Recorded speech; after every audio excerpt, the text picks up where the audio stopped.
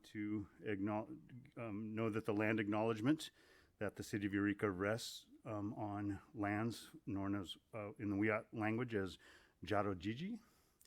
And I would like to start with a roll call. And Commissioner Arriaga?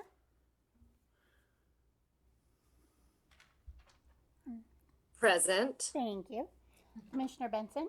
present. Commissioner Freitas? Present. Commissioner Lazar? Present. And Commissioner Mayer is sick. So.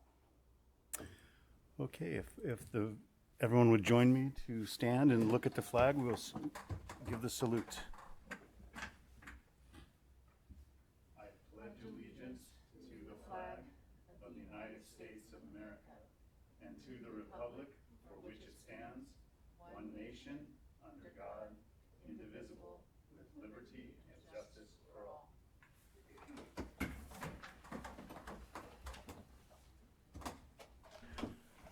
The first item on this evening's agenda is the approval of the minutes of November 8th, 2021. I would take any motions from commissioners to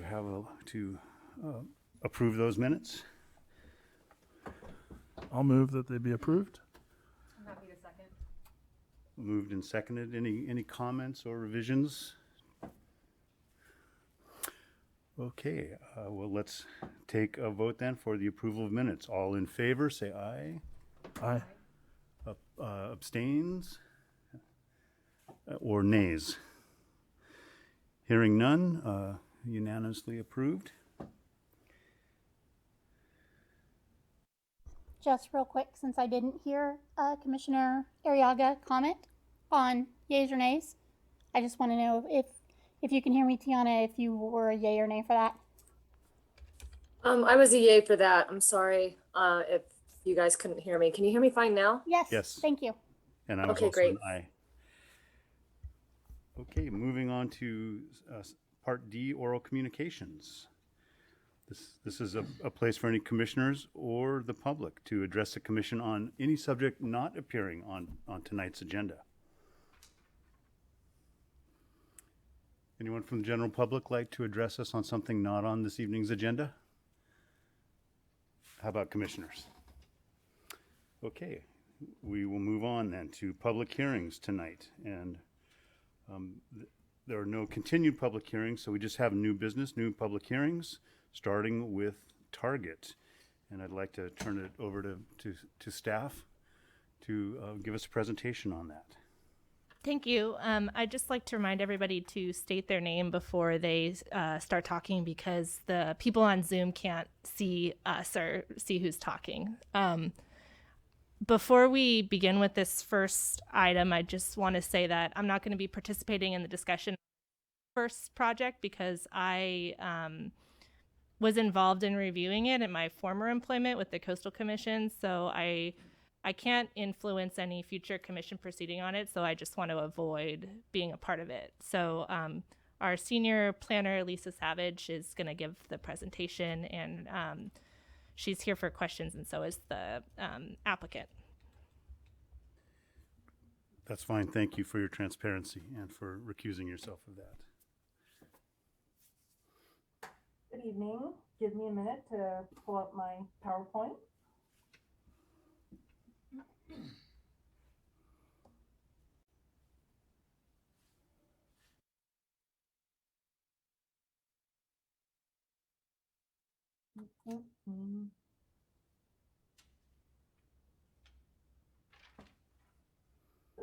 That didn't work.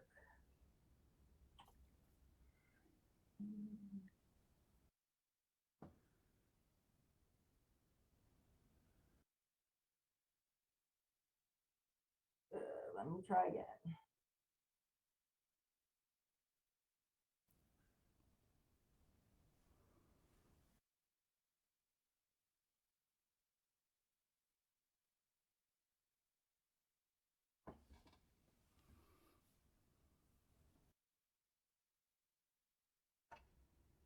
Can you see that? Yes, we can see you now. We can see the presentation. Okay.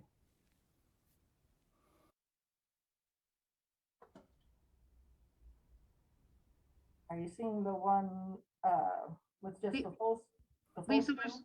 we're seeing your notes, Lisa. Okay, let me try again. Sorry about that.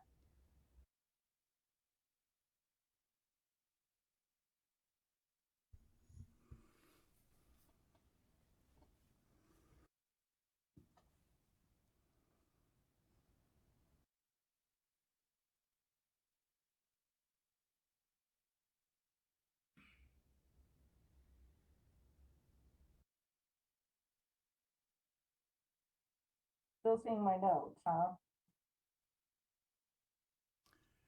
Yes, we are.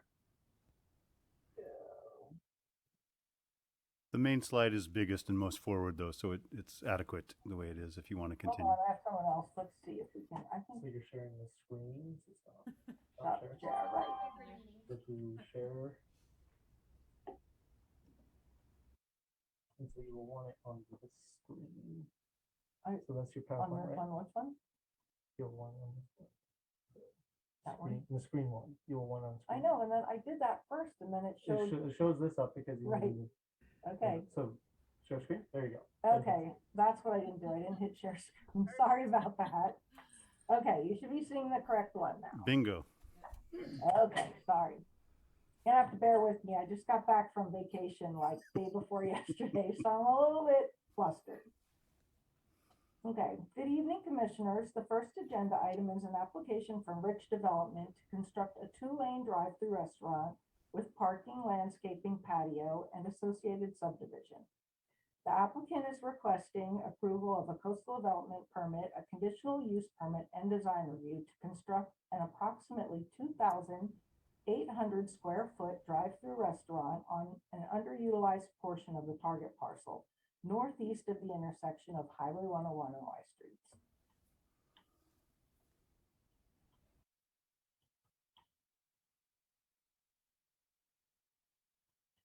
Yep, now it's not moving. There we go.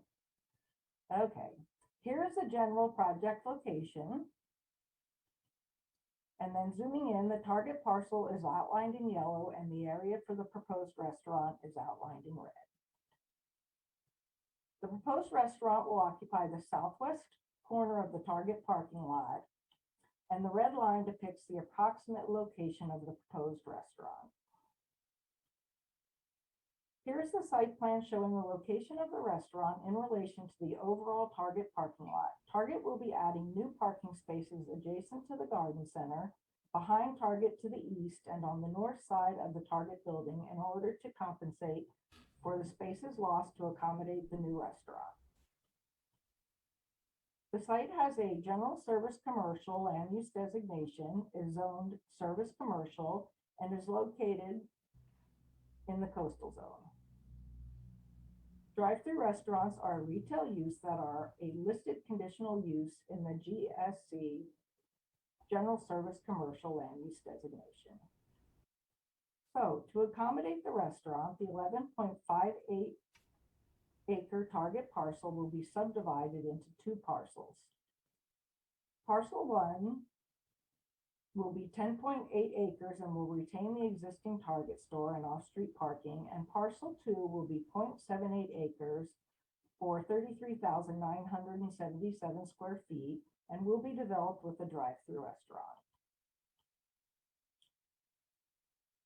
The restaurant will have a total of 27 parking spaces. 14 of those parking spaces, shown in blue here,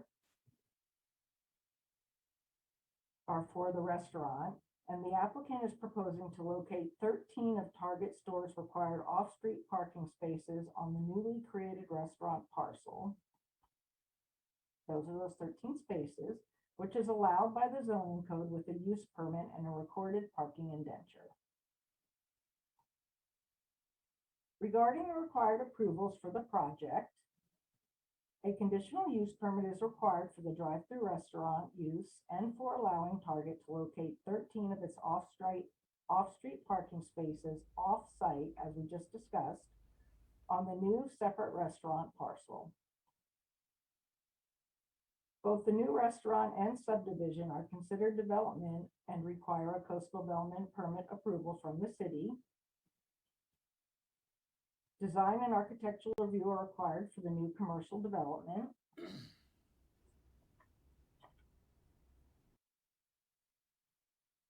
In addition to needing coastal development permit authorization, the proposed subdivision requires approval under state and local subdivision regulations. This will be a director level decision that will occur at a later date. The reconfiguration of the Target store parking will be approved through a separate coastal development permit amendment issued by the Coastal Commission. Just to back up and explain a little bit about that, in 2002, the city's original coastal development permit approval for construction of the Target store was appealed to the California Coastal Commission, or the CCC. The CCC found issue with the city's approval, took jurisdiction over the application, and approved a modified project with conditions on appeal in 2003. The changes to the Target store parking implicate the CCC's 2003 Target permit and thus require a permit amendment to be processed by the CCC at a later date. So design review. The proposed restaurant is approximately 2,800 square feet in size and 34.75 feet high. The front entrance of the building facing the Target parking lot will have large clear glass windows and doors inside bronze anodized aluminum. There will be a wood awning over the sidewalk and will be roofed in gray composite shingles and supported by stone veneer columns. Stone veneer accents are found throughout the building facade, and there are 3 raised roof areas which are trimmed in stained wood and supported by stone veneer columns. Decorative light fixtures are proposed for each of the stone columns. The remainder of the building will be smooth painted plaster with stained wood accents. Any tenant signs will be approved under a separate application. The proposed restaurant building is designed to match the look of Target, including the materials, roof line, trim, and paint. The design of Target was approved, including color, by the CCC under the 2003 CDP for Target. The rear of the building will be similar to the front, utilizing the same materials, roof line, and roofing materials. In addition, there will be wooden planted trellises and additional shrubs and trees shielding the drive-through from view along Highway 101. Here are the east and west elevations. The city's coastal development permit decision is appealable to the Coastal Commission. The commission staff provided comments on this project today and have expressed concern about ensuring the new building is adequately elevated to minimize flooding risk. The project site was historically part of Humboldt Bay before the site and surrounding intertidal mudflats were filled sometime between 1948 and 1958. The restaurant footprint is currently over 700 feet from Humboldt Bay Slough and outside of the FEMA map floodplain, but could be at risk of flooding in the future due to sea level rise. The applicant has proposed a finished floor elevation of 13 feet. Commercial buildings are typically given a 75-year design life. The proposed commercial building is expected to be safe from direct flooding from Cape tides for its 75-year design life.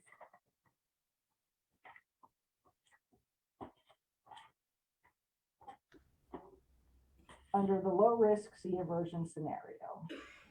Since construction is proposed on an existing developed parking lot, a significant increase in elevation could potentially cause issues with meeting ADA compliance and providing safe driving conditions in the driving and parking area of the development.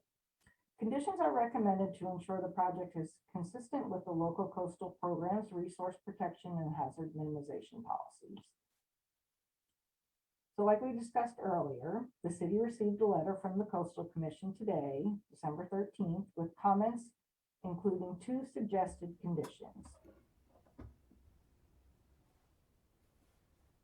The first recommendation was that the city's approval of the land division and use permit be conditioned upon the property owner obtaining the commission's approval of the necessary amendment of CDP number A-1-EUR-02-166. This is the original CDP that the Coastal Commission approved.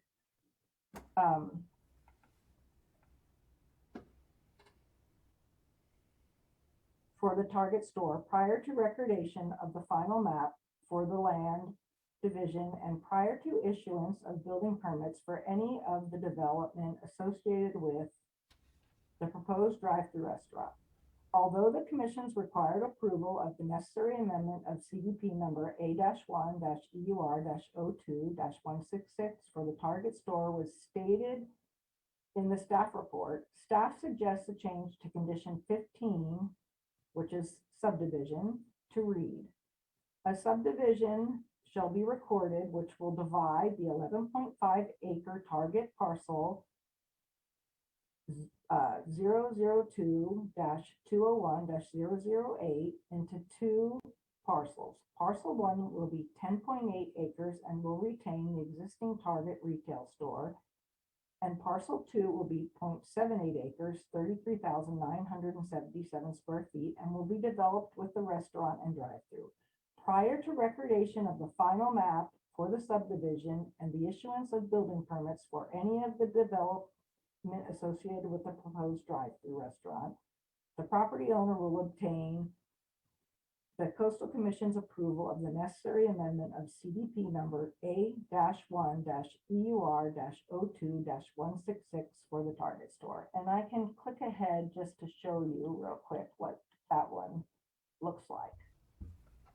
So that's amended condition 15.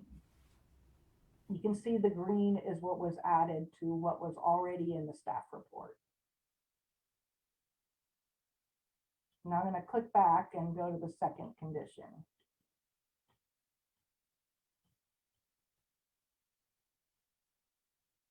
The second condition has to do with staff's analysis of the flood hazard, which concluded, as discussed above, that utilizing the low risk aversion sea level rise scenario, the building at 13 feet elevation as proposed would be safe from flooding for 75 years.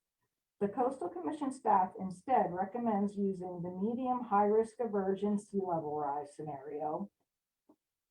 Under the medium high risk aversion sea level rise scenario, the proposed building will only be safe from flooding for 48 years.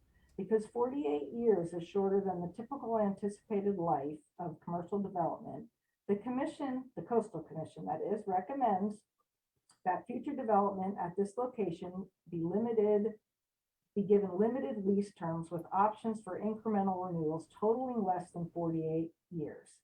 So building safety can be reassessed when considering lease renewals. Similar to what was approved with Anglin Marine's permit CDP 21-0007. However, since the property will not be leased, but rather owned by the applicant, staff suggests the following additional condition, which is condition 16 and is going to be called limited development authorization. That condition states the coastal development permit CDP 21-0004 authorizes the new drive-through restaurant development only until January 1st, 2070, which is the time period projected to avoid flood risk under the medium high risk aversion sea level rise scenario. At least 6 months prior to the expiration of the authorization period, the permittee or its successors shall submit to Development Services Planning an application for a coastal development permit amendment or new coastal development permit to either 1, remove the restaurant development authorized by CDP 21-004 in its entirety, or 2, extend the length of time the restaurant development is authorized and modify its siting and design as needed to ensure consistency with the city's local coastal program. If a complete application is filed before the end of the authorization period, the authorization period shall automatically extend until the time the city acts on the application. Any amendment application shall conform to the city's permit filing regulations at the time and shall include an updated flood hazard analysis based on the best available science and most recent sea level rise information at the time of application. And so I'm going to flip down again to condition 16 as written.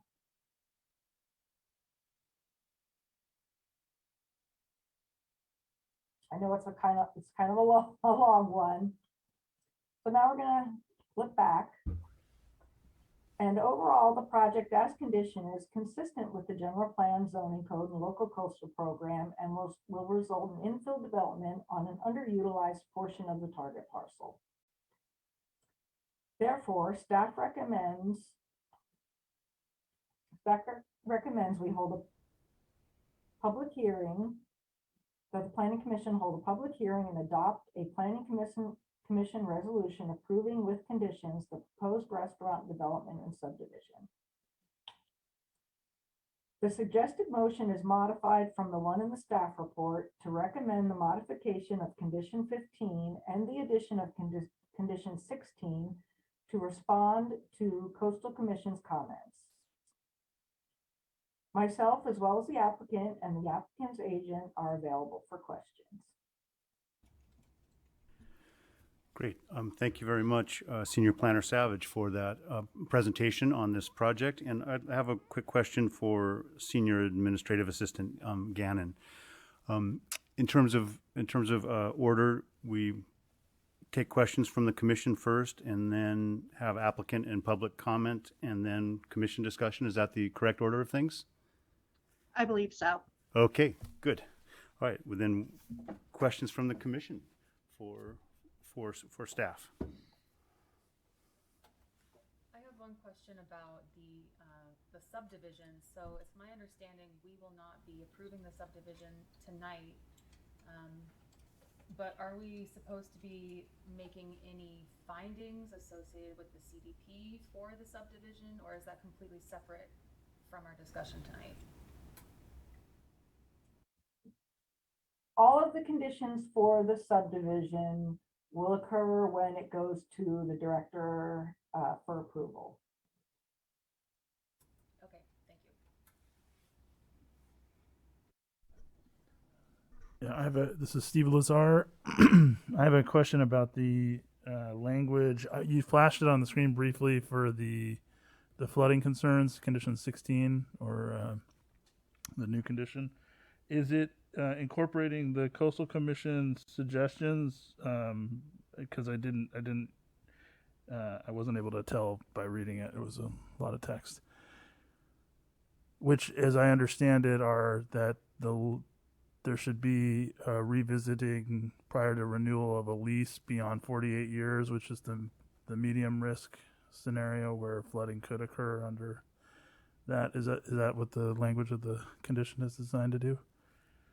That's what the Coastal Commission suggested, but they were basing that on the fact that the last one that was approved was England Marine, which was a lease situation.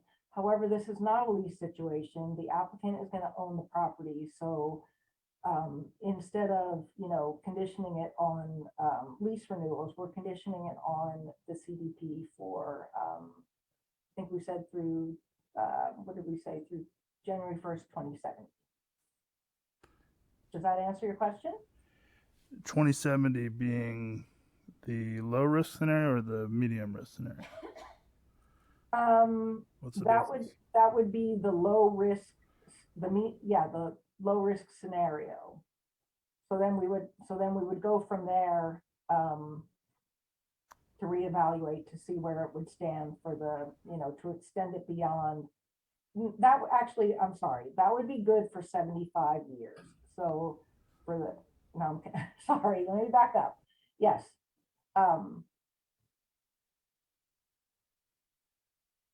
That would give you until January 1st, 2070, and then we would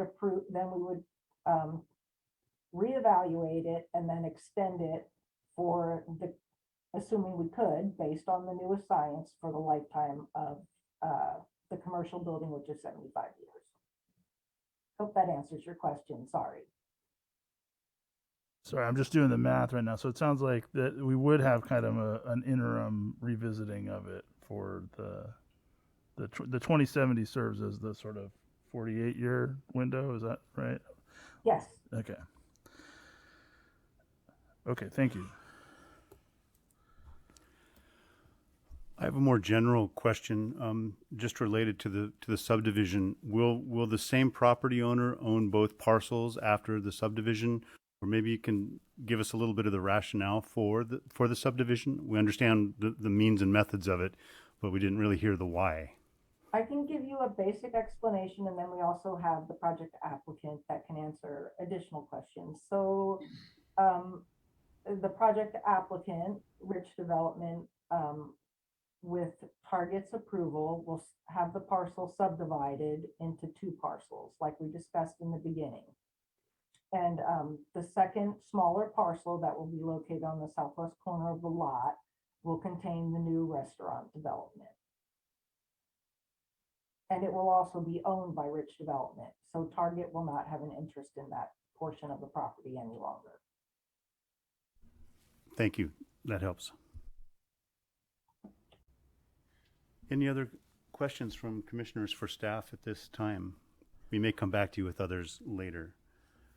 I just have one other question. I want to see if I can get the staff to kind of help me understand. So the redevelopment of the Montgomery Ward site was originally approved by the Planning Commission, and maybe even went to council, but it was ultimately taken to the Coastal Commission. So that was a de novo hearing. They took up the whole matter and approved essentially the whole enchilada, I'm sure. But that in the context of their letter that we received, it seems like they're only speaking to the parking as a trigger for their reconsideration of a amendment to the original permit. And am I reading that correctly, or are there other elements of the project that would also be grounds for them amending processing an amendment? You're reading it correctly. In discussions with the Coastal Commission prior to moving forward with the application, they made it clear to us that we could move forward on, the CUP subdivision and CDP. And then the only thing that they would, retain the jurisdiction over is the parking of the original target.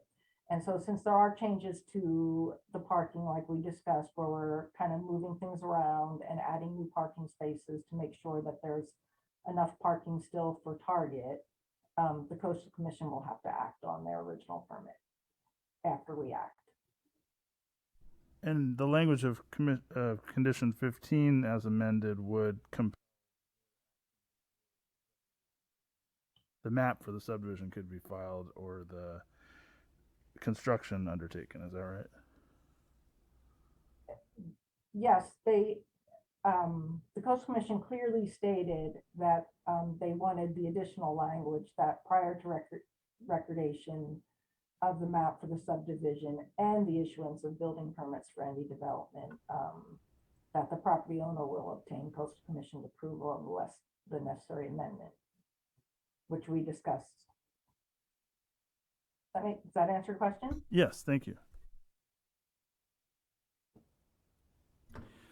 And that was the additional language shown in green on the slide that you're looking at.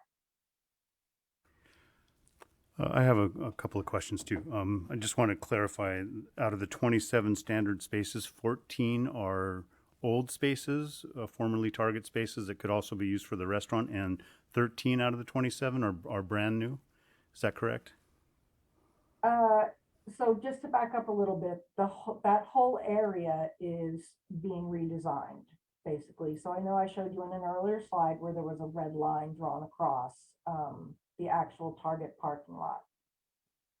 And so that whole area is redesigned, including the parking. And of that, yes, I think, what did I say? For the parking, I think there were 14 spaces for the restaurant, which are basically right in front of the restaurant, and then 13 other spaces, which some were like above where the restaurant is, and some were adjacent to the restaurant, which would be for Target. However, the way that it's going to work is that really anybody can park anywhere. Understood. Thank you. The capacity is there.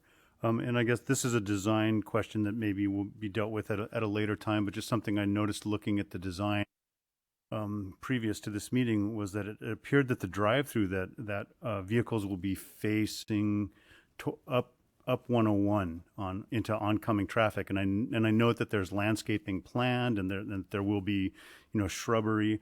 I guess my question is, is there going to be a visual block via fencing until that shrubbery matures, or is it going to be planted as as large shrubs that are already large boxes, et cetera, so that there aren't lights pointing up into oncoming traffic? The majority of, and I think the applicant can answer additional questions, but I think the majority of the landscaping is already there that runs along between the parking lot and the sidewalk. And then they're just going to add some additional landscaping adjacent to the building. Okay. And so I think most of the landscaping that's already there is basically full grown. Thank you, Senior Planner Savage. Commissioner Arriaga, do you have any questions before we open up for public comment? Thank you, Commissioner Benson. I do not as of this moment. Okay, well, we'd like to open it up for public comment and applicant comment at this time.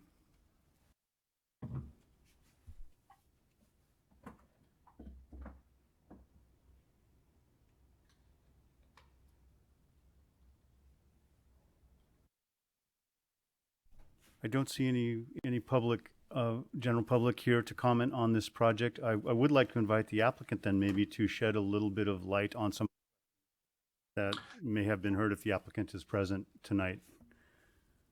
Sure. This is Tab Johnson. I represent Rich Development Company. We are the applicant who is before you tonight. We are very pleased to have gotten to this point. It's been, as Lisa and actually Kristen might actually say too, it's been a lengthy process, but staff and Coastal Commission have been quite helpful to get us to this point. We think we have a project that is going to serve the community of Eureka quite well, and we're very happy with the conditions of approval and the other site amenities that staff has requested us to put on the property that you can see in our site plan. We will make sure that the landscaping is at full height and screens any kind of headlight nuisance that might impact anyone coming down Highway 101. We're familiar with that. We've talked a little bit about that. Lisa's brought that up to us, and we will make sure that we'll either have a screen wall with some landscaping to buffer that screen wall at headlight height to make sure that we don't cause any hazards that way. Basically, the comments that Lisa stated in her staff report are exactly what we intend to do with the project. And even though I hadn't seen condition 16, that makes perfectly good sense to me. Lisa and I talked about it earlier today. Since we are purchasing the property, it's not a lease. And condition 15 is also acceptable, as well as all of the other conditions that staff have laid on there. And we just asked the commission for your approval tonight, and I'm here to answer any questions you might have. Thank you very much. Well, I guess we move on then to making a motion about which we can then have a further discussion as commissioners, if anyone's ready for that. I guess I just have a question. I noticed Tatiana Garcia, isn't she the author of the letter we received? Is on Zoom? Is that coastal staff, or they have anything they want to say, or am I correct? Yeah, that was the person. Okay, well, and I was just going to show you. This is the hedge that kind of fronts. Yeah, currently. So thank you. Lisa, could you please bring up suggested condition 16 on the screen again? I can't hear you. Can you speak up? Yeah, this is Delo. Could you bring up condition 16 on the PowerPoint again? You wanted to see condition 16? Yes. I'm really having a hard time hearing you. Oh. Condition 16? Yes. Oh, God, thank you. Okay. Yay. Thank you. Now I can hear you. Thank you. Thank you. Okay. Well, this was a long one. I just wanted to look at it again for a minute before making a motion and make sure I understand it.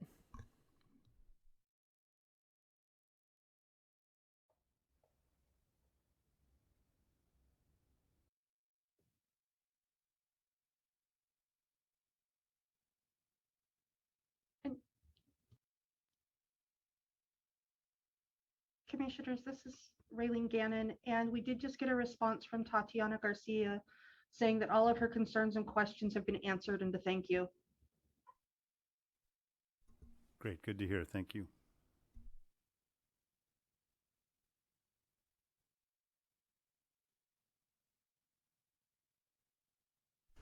Okay, so I'm basically reading this as Coastal Commission staff requesting that we use a medium high risk aversion as opposed to a low risk aversion projection, and that we basically create a time limit at which point they'll either have to remove the structure on this site or request an extension of their permit in 2070. So, That's correct. okay. Seems pretty generous too that it has language about a complete application will automatically coastal permit. So that sort of addresses my concerns. And it also seems that it's looking at a standard that's applied to the entire state, which to me seems very generous, given that interseismic deflection and subsidence around our area makes sea level rise even show higher in certain parts of the bay. So it seems fairly generous and not too overly protective. Yeah, if the commission is comfortable with it and the applicant is comfortable with it, I'd be willing to make a motion, and I guess we can see whether or not we're ready to move forward or if there is more discussion that we need to have. So I'll move the Planning Commission adopt a resolution to conditionally approve the proposed restaurant development and subdivision for 25254 4th Street, APN 002-201-008 in the CS Service Commercial Zone District with the modification to Condition 15 and the addition of Condition 16. Commissioner Benson will second that motion. Any further discussion between commissioners? Commissioner Arriaga, any discussion points on this? No, I'm good. Seems very straightforward and clear. So thank you, commissioners. Okay, well, I would like to take that motion and move it to a vote at this point. All in favor, say aye. Aye. Aye. Aye. That's unanimous. There's no opposed. I don't know if this is the appropriate time to request this or bring this up. Maybe we could wait to the end. But I think it would be useful for the commission to have a discussion about sea level rise projections and sort of what the party line is from the city of Eureka about what type of projection we're using and when, if we could weigh in on that and maybe get some direction to staff, I think that might be appropriate for the new year, not right now.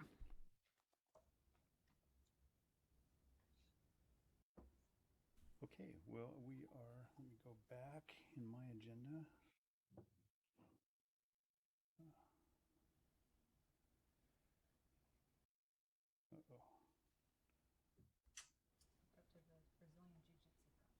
Right, yeah, let's have to go back. Okay. Was that a final approval, or is there any other reason for the applicant to stay on? No, not unless you're interested in all the other wonderful things we get to discuss tonight. I get to see a lot of these. Thank you very much. And I appreciate your vote of confidence for us. And we will do a very good job and look forward to being a good neighbor in Eureka. Thank you very much. Thank you, Mr. Johnson. All right. Bye-bye. Thank you. Bye. Okay, how do I go back? Just one.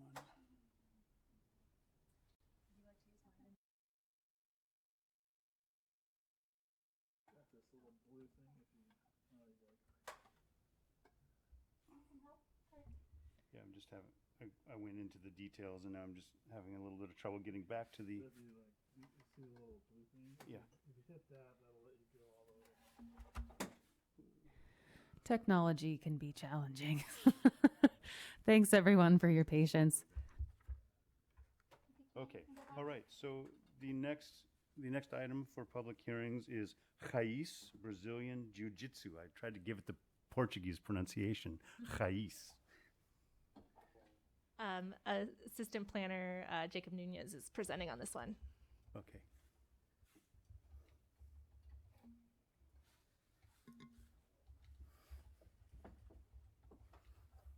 Can everyone see the presentation? Yep. Yes. All right. Let's start. Good evening, Commission members. It is a pleasure to be presenting to you today. I'm here to present Ray's Brazilian Jiu-Jitsu proposed ground floor martial arts studio use.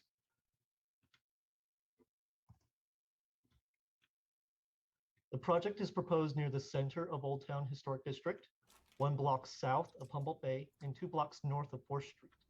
The site is on the southwest corner of 2nd and G Streets.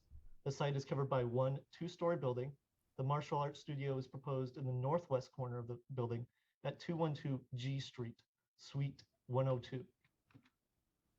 The building at 212 G Street has 1 public accessible entrance along G Street and includes 3 commercial spaces, Suite 101, which is visible from G Street and is currently occupied by an art studio. Suite 103, the corner suite, is visible from both G and 2nd Streets and is currently occupied by Carl's Car World. The 2nd floor is occupied by professional offices. The Suite 102, which is 1,735 square feet, is visible from 2nd Street and is proposed to be occupied by Ray's Brazilian Jiu-Jitsu. Although located on the ground floor, the interior tenant space is not visible or accessible from 2nd Street. The windows onto 2nd Street are above eye level, and the tenant space is accessed at the entrance along G Street on the other side of the building, which connects to the studio by a hallway. No exterior modifications are proposed, and the site is located within the parking assessment district, which does not require parking for commercial uses. The project is located in the CW Waterfront Commercial Zone District with a core retail commercial land use designation, which prioritizes visitor serving uses such as commercial retail, restaurants, bars, theaters, museums, and art galleries. Office and residential uses are also encouraged on the upper floors of mixed-use buildings to support ground floor visitor serving retail businesses and ensure the presence of people in the area around the clock. In the Waterfront Commercial Zone District, gymnasiums require a conditional use permit. Additionally, the project is located in the coastal zone and requires a coastal development permit. To allow a conditional use in the CW district, the Planning Commission must find that the use will not diminish recreational or visitor serving opportunities. The proposed use will not displace an existing visitor serving use, but instead will occupy a vacant tenant space. The use will also occupy a space that, given lack of a direct street front entrance and high placement of windows, is not highly visible from the street and is not likely to attract many tourists, regardless of the use. Therefore, the space is not ideal for visitor serving uses and instead is best used by a commercial retail or service use that has a local reoccurring customer base, like a martial arts studio.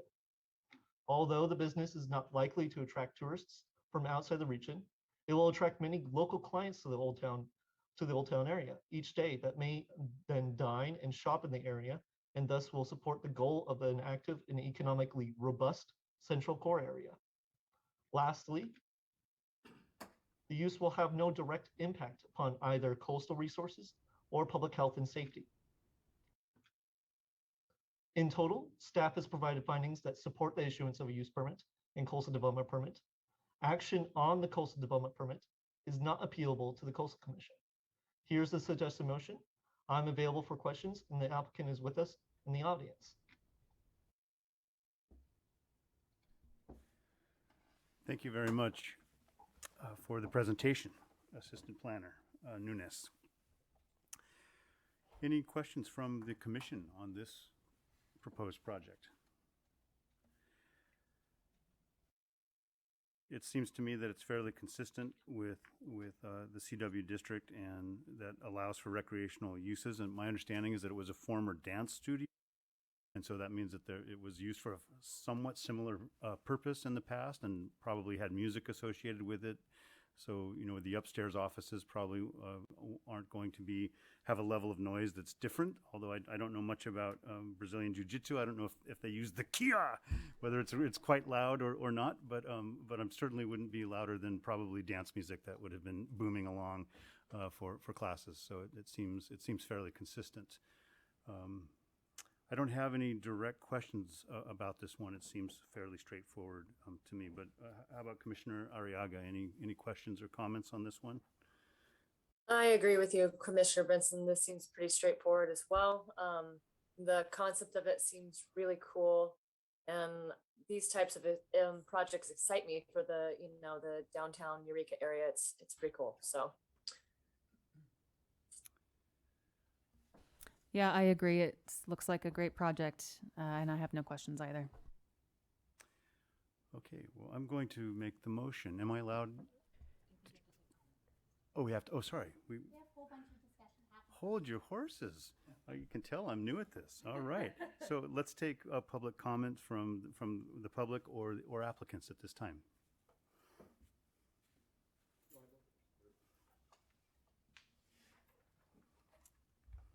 My name is Scott Pesh, and I'm actually the broker representative for St. Vincent de Paul that owns the building. I've done a lot of leases for that building as well as other parts of downtown, Old Town. But when Peter Hahn came to me with this use, I thought it was a great fit. Just good reciprocation. Again, it may not be retail related, but a lot of his clients and his that he coaches here, his staff, his students, you know, they might come for a coffee or visit one of the retail restaurants thereafter. It's a lot similar to what Hellsport is, you know, right there on the Bayfront. Hellsport's right there in the old, what's the name of the retail? The Globe Imports building. But a lot of reciprocation, and I just thought it was a really great fit to have a martial arts studio there, as well as the residential uses that are upstairs and many of the buildings that are in Old Town. So I just think it's a great fit, and I hope that the commission will see the same thing. Thank you. Thank you, Mr. Pesh, and thank you for the service rendered this community through St. Vincent de Paul. Hi, I'm Peter Hahn. I'm the owner and head instructor at Raiz Brazilian Jiu-Jitsu. Thank you for having us. And when we've been around for about 3 years in the Eureka area. We started off very small, subleased out of a small yoga studio. We grew, and pretty much after COVID hit, we kind of had to shut down for a while. But we had a couple loyal students. We kept our thing going. But we went from a very small school to kind of growing once things kind of bounced back this year. And we were very fortunate enough to, find our new space. It took a while for me to this is like the perfect spot that we found to kind of meet our needs. In addition to the Brazilian Jiu-Jitsu training, we're very involved going back to the retail relationships with the people around us. Humboldt Bay Provisions drops off menus. We have families, as we speak right now, in the kids class with parents and, family members. And oftentimes, they do, go eat or do whatever it is they have to do afterwards because they get out at an ample time. I've had my family members come and eat at the Oberon. So we do definitely increase, retail traffic for the area. In addition to that, we do a lot of community service. We do Toys for Tots. I also work with some tribal communities where we offer free jiu-jitsu to them when they come down. We have a regular group of folks from the Karuk tribe who come down on Fridays. And we even had them compete in October with us. We brought them along to do a competition in San Jose with us. So we try to be very involved in the community. I'm a licensed psychotherapist by trade. My office is across the street, so I get to kind of teach jiu-jitsu. And my goal is to help people make mental health changes through jiu-jitsu. So I feel very blessed and fortunate to be here. So I really hope that you take this into consideration in making your decision. And I appreciate being able to speak. Thank you. Thank you, Mr. Han.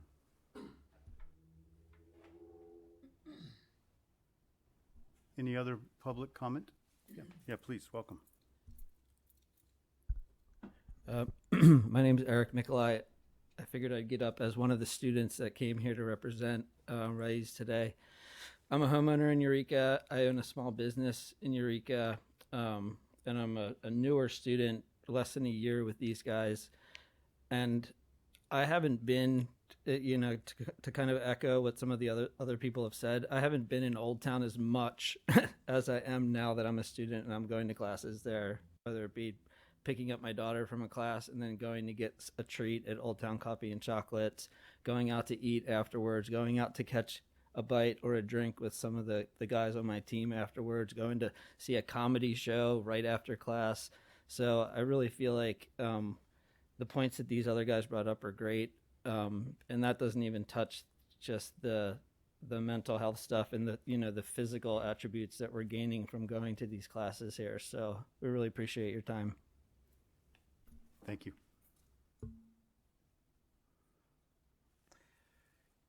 Any other public comments or applicant comments? Okay, well, we'll close that part and move on to making a motion. I would like to make that motion this evening. I move the Planning Commission adopt a resolution to conditionally approve the Chais Brazilian Jiu-Jitsu ground floor martial arts studio use at 212 G Street, Suite 102. Is there a second among the commissioners? Commissioner Arriaga will second. So we have a motion and a second, so I would like to ask for a vote at this time. All in favor, say I just, aye. I was just going to mention. Oh, sorry. I was going to wait till the discussion period, but yeah, I'm in support of this project. I think mixed use oftentimes can get narrowly defined, and I know we're trying to keep a guard over our downtown commercial areas, but as a number of the commenters mentioned today, having that benefit, that kind of symbiotic relationship where you have other use vicinity and shared trips and the benefits that come with that, I think we have to be flexible in that regard. I would also point out that the Booner building, the DePaul building, is a great success story of actual renovation and rehabilitation of historical structures, but also the Booner building had a gym in it at one point, and the pool for the gym is still underneath I think Parcel Arts, the floor of Parcel Arts. So it's not totally foreign to this neighborhood as far as that use. And I think it would be wise to take a page from history in that regard. And so that's the only thing I wanted to add. Thank you for stopping me. And I shouldn't have had that cappuccino, I guess. I'm moving everything forward. A good day to be an applicant. All right. So let's go ahead then and take that vote. All in favor, say aye. Aye. Aye. Aye. Unanimous. Congratulations, Chais Brazilian Jiu-Jitsu. Thank you. Healthy mind, healthy bodies. We can use you in Old Town. Yeah, thanks for choosing Eureka's downtown.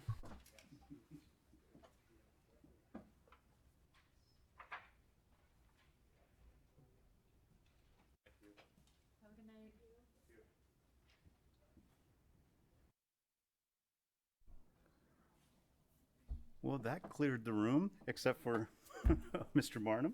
Okay. Lundbar Hills Subdivision, unit number 6. All right, this is Jacob Nunez again. Take it away, Jacob. Can everybody see the presentation? Yes, sir. All right. Hello again, Planning Commissioners. I'm here to present the Lundbar Hills Subdivision, unit number 6, one-year permit extension. The project number is ER1-21-0001.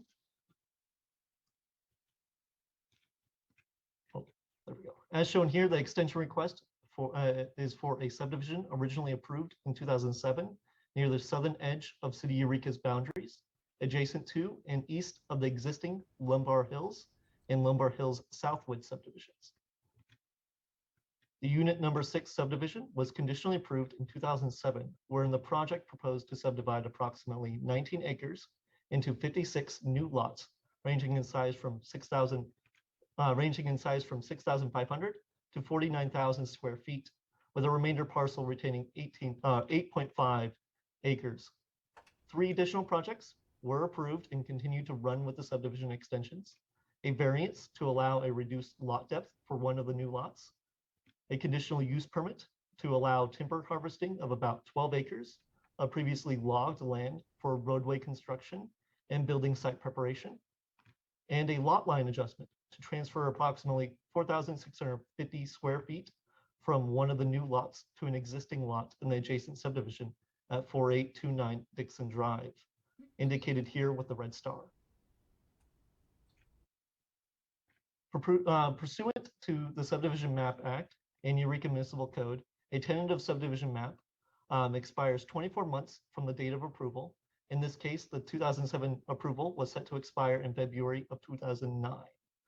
However, the life of a tentative map may be extended beyond the original expiration date by either a statutory or a legislative extensions. The subdivision and associated projects have previously received a number of extensions, as shown here in the table, including 4 legislative extensions that extend the map expiration date from February 2009 to February 2016. These extensions were added to the Subdivision Map Act by state legislator to provide relief from the Great Recession. The most recent extension was a 6-year statutory extension approved by the Planning Commission in 2016 that extended the expiration date until February 2022. At the time of approval of the last extension, the applicant was notified by the city that only one 12-month statutory extension was available. The current extension request is a request for this last 12-month statutory extension until February 2023. As stated, one last 12-month statutory extension is available to the applicant to the Subdivision Map Act and our local pursuant to the Subdivision Map Act and our local subdivision regulations, which are contained in Chapter 154 of the Eureka Municipal Code. Per Eureka Municipal Code, Section 154.042, an extension request is required to be submitted 45 days before the map is to expire and must state the reasons for requesting the extension. The applicant submitted a complete application for the extension request on November 2nd, 2021, which is 111 days before the current expiration. According to the applicant, the owners have determined that the present economic considerations compel further delays in development. The owners also wish to enter into a development agreement with the city to further extend the life of the approved map, and it is not feasible to work out such an agreement by the current expiration of February 2022.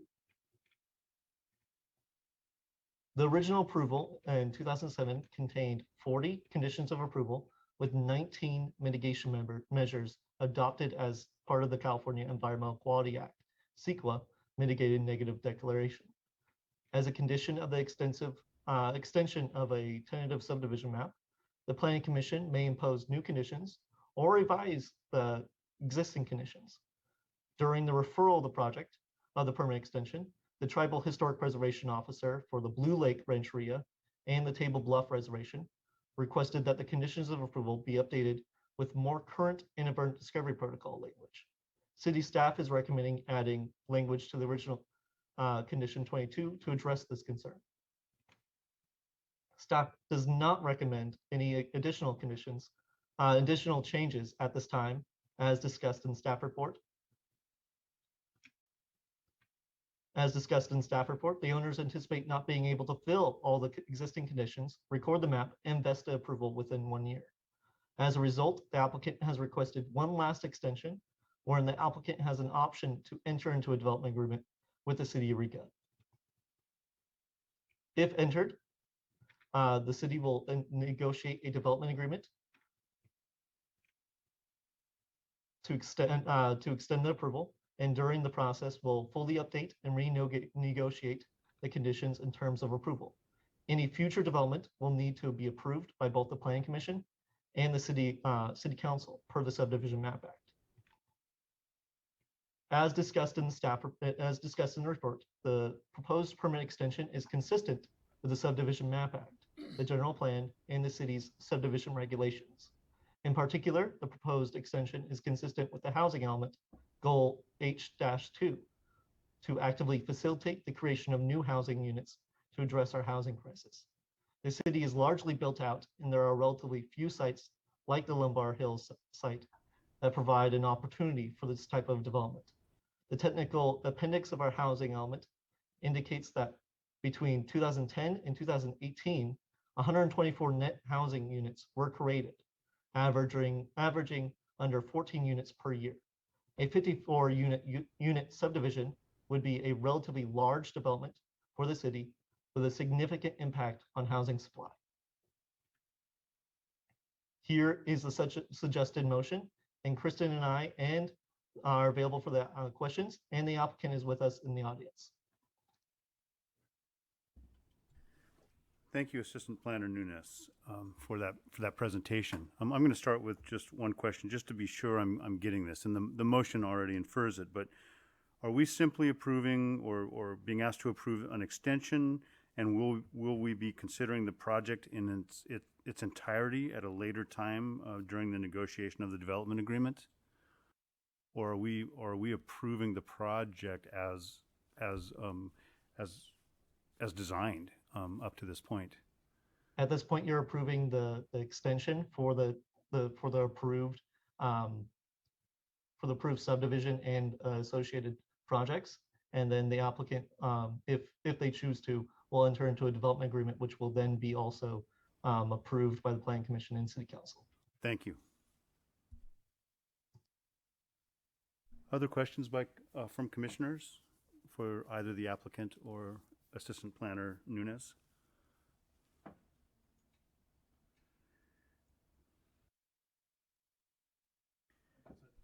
This is Commissioner Lazar. I have a question about Condition 29. I believe this is the conditions from the original project approval in the staff report. That would be Exhibit B. I'm looking at. Oh, you can't hear me? Okay. So I'm looking at Condition 29, which was struck.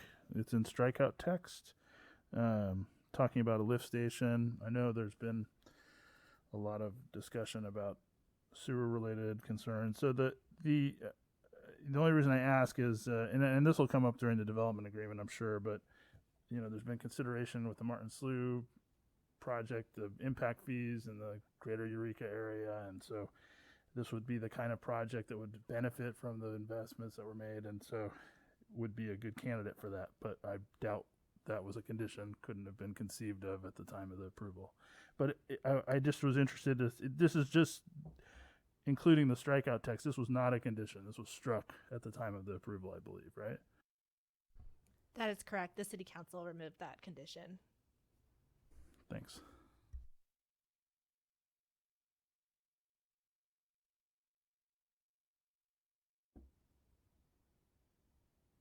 Any other questions from commissioners? There appears to be none at this time, so I would like to invite public or applicant comment at this time. You're welcome. Good evening. I'm William Barnum on behalf of Lundbar Hills. In answer to Commissioner Lazar's question, we did negotiate a will serve letter with the city as part of this package. As you can see, this has been a long process. I'd like to point out, just to give you a bit of perspective, that the Lundbar Hills subdivision was originally a 72-unit project. The first home, I imagine you've all been up there at some point. When you drive up Lumblade Drive to the top of the hill to intersect with Boyle, on the southeast corner, there's a one-story ranch-style redwood board and bat home built in 1965 by my father-in-law, Jim Cruz. Jim just passed away in September at age 95. That was a spec house that Jim built, financed by a local savings and loan. Because he was the first house on the hill, it took him over a year to get a buyer. And subsequently, we have about 220 homes over a 56-year process. Absorption rate about 4 a year. So to be blunt about it, Lundbar Hills is not an economic engine for much of anything. But it has created a very nice community of over 200 homes, and the people that live there really enjoy it. When we brought this project up around 2000, we went through a lot of discussions. There was some concern back then about a second access. We were able to demonstrate that a second access would render the project economically impossible. We negotiated with the fire marshal, came up with the novel idea of requiring sprinkling of every house. And of course, that's old school now because it's in the building code. Fire marshal pointed out that Lemblade Drive is 62 feet wide, can accommodate the whole community standing there safely in a wildfire, which of course we don't think will happen in the Redwood Zone, but there it is. So we are waiting for economic conditions to improve. While we've been waiting, the costs of construction have skyrocketed. The opinions that we have from local organizations that know tell us that the construction cost for the infrastructure for these 56 lots is between $60,000 and $80,000 per lot today and going up. So you're looking at a $3.5 to $5 million investment of capital with the hope that you get a market that will absorb it. But if we have absorption at 4 lots a year, it's a bit of an economic gamble. So we're hoping for better conditions. They don't exist at the moment. I've spoken to the city manager and Public Works Director Planning. We will negotiate a development agreement. The essential element of the development agreement will just be a longer term. So what we're looking for is some mutuality. We know the city needs lots. We want to provide the lots. We can't provide them and lose money. So we have to have a synergy here. And this 1-year extension won't be a waste of time because we'll be drafting that development agreement and it will certainly come before you. We can't go forward without your approval. Be happy to answer any questions you have. Great, thank you for coming up. I do have just a clarification for you. So what I'm hearing from you is that punching through a road to Walnut is not part of this project now or at any future time. No, as a matter of fact, we didn't discuss that in about 20 years ago. What we discussed was, would it be possible to build a road to the south, and you could topographically design one. It probably would be 1 lane wide, so that wouldn't help. And it would have to cut across the entire south part of the golf course to get back to Fairway or Herrick. So the city said, well, we're not going to look at that. Then we looked at going to the east and then north and then west. And the cost of that was, just for the road, was, this is 20 years ago, was $2.5 million. So it's probably $4 or $5 million today. You add those two numbers together and you have economic impossibility. So that's why we went to the fire marshal. We came up with a negotiated resolution, and those are in the conditions of approval. Thank you for that.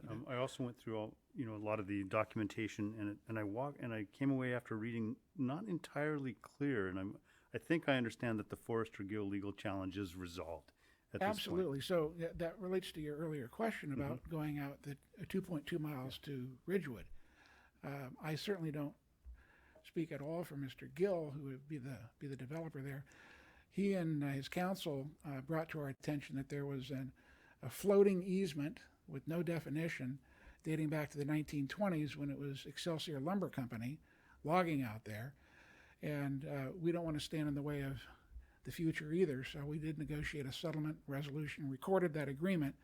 And if you look at our map, we've agreed to build Lemblade Drive right out to the south boundary, to bring a 12-inch water main to that boundary at our expense, not Mr. Gill's expense, and then to build a sidewalk across the end and a gate.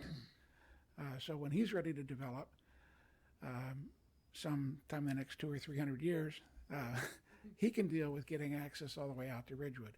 The only way that will happen pragmatically is to start from the Ridgewood side and work to the northwest. So you may remember in the 1995 Eureka Community Plan process, the county came up with, if I remember this correctly, 200 homes that they wanted to have on the Reardon Ranch. That now exists in 3 parcels, 2 homes. The Slack Windsor project was to be, I think, 300 homes. They rendered a decision that was uneconomic, and they've replanted it after logging, so they are back into forestry. And the Forster Gill project was to be, I think, over 1,000 or 1,200 units, and none of that's been built. So I like to bring these topics up because we really don't have very many areas where economically anybody can build a lot for a home in Humboldt County. I also like to point out that last time I checked State Finance Department, we have 57,600 units of housing in Humboldt County for 138,000 residents. If you assume that a house has a 100-year life, that means we should be replacing 576 units a year. And as staff just pointed out, we've been building at the rate of 14 a year in Eureka. You all may have noticed that in the current housing market, there's an influx of cash buyers from Paradise and Santa Rosa, areas that got their insurance payoff. They want to be in Eureka because we don't have wildfire with 50-mile-an-hour east winds. They're coming in with cash, and houses are going for unprecedented high values, which is crowding out the local market. So it's a real crisis of housing. I don't know what it's going to take, but Humboldt County's got to come to a reckoning that we need to accommodate housing as soon and as much as we can. Otherwise, it's going to just become impossible. So that's my rant. Thank you for that perspective, Mr. Barnum. I have one last question. We received 3 or 4 items of public comment on this, mostly from people who live in Lundbar Hills, who are very positive and supportive of the project. Although a theme that came up several times is a dangerous traffic condition, and it seems that there's an interest in saddling this project with something that's not the direct result of this project, but it's an ongoing issue. And I guess I'm not asking for a solution to that right now, but be prepared for that when this comes to this commission again during the negotiation of a development agreement, that there will certainly be some interest in seeing what was mitigated about the traffic hazards. You bet. We do expect. I did want to clarify, because what I heard was in the context of the settlement with Forster Gill, the easement and the perfecting, or maybe not the perfecting of it, the improvement of it is imminent. If this project were to move forward, it won't necessarily create secondary access, but should another project to the south emerge, there will be a potential ability to have other ways in and out of the community, but it will be reliant on projects that are not related to this entitlement that we're talking about tonight. That's right. And of course, that's the conundrum, because of course the idea of connecting 2.2 miles to Ridgewood would be quite beneficial for everybody. Think of that expense and who will bear it. And it's predicate, or it has to be built in just in increments from the Ridgewood side. But I think it's safe to say this project won't preclude that. It won't enable it, but it won't preclude it, because you are obligated. Quite the opposite. Yeah, we agreed with Mr. Gill that his property is benefit, and we resolved by acknowledging that. Thanks for confirming that. Yeah. Thank you. Any other public comment from online sources or from the audience? There's nobody online that's Okay. interested in commenting. Okay. Well, let's close that part and move on to the suggested motion and commission discussion.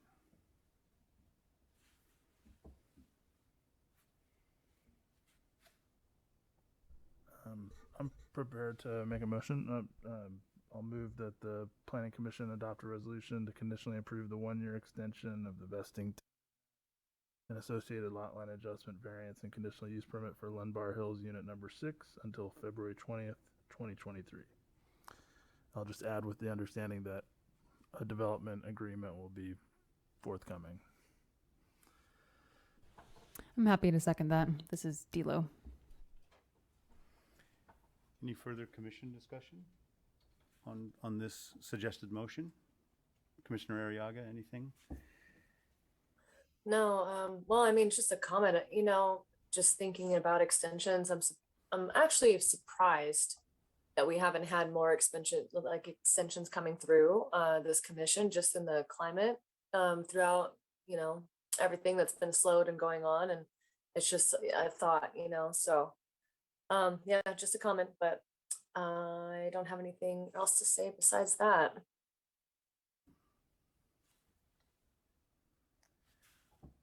Okay, hearing no other discussion from commissioners, let's go ahead and move to a vote. All in favor, say aye.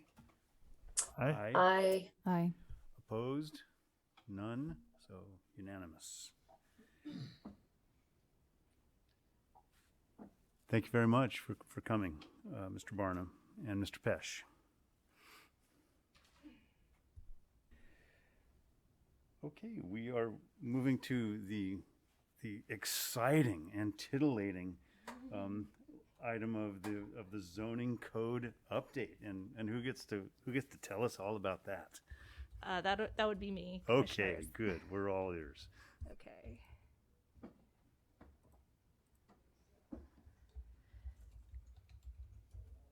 All right, our last hearing item tonight is the zoning code update. This is the third modification of the text amendment that adopted the current zoning code, TA 190002. This amendment applies to the inland portion of the city, which is the brightly colored area on this map.